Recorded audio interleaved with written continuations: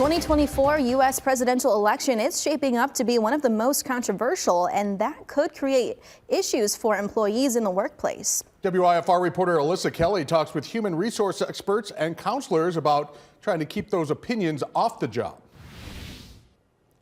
Experts say how employers dealing with politics in the workplace is tricky, possibly affecting their brand, reputation, and values. But they also hope companies understand their rights to restrict discussion about the election during the workday. Politics is still a topic that really is too hot to talk about in workplaces. With the upcoming election, human resource leaders say employers should be fully prepared to act quickly to alleviate issues with political chatter. Research has shown that when politics are a part of the workplace environment, productivity goes down. According to an annual employer survey report, 87% of company executives are worried about managing political and social beliefs among their employees.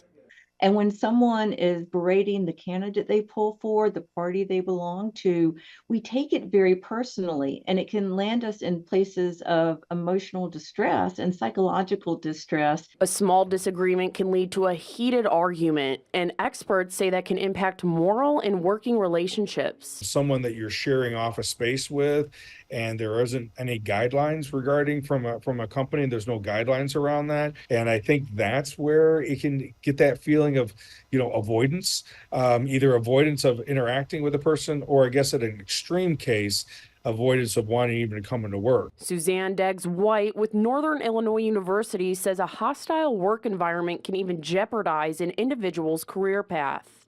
But in the workplace world, we really need to prioritize the relationships we have with our workmates, and it's about the work we're doing. It's not about what we believe.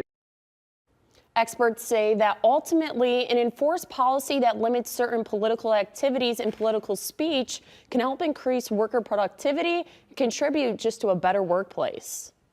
Thank you, Alyssa. And employers may restrict political speech and activities that occur during work hours as long as the restrictions account for the exceptions made by federal, state, and local laws.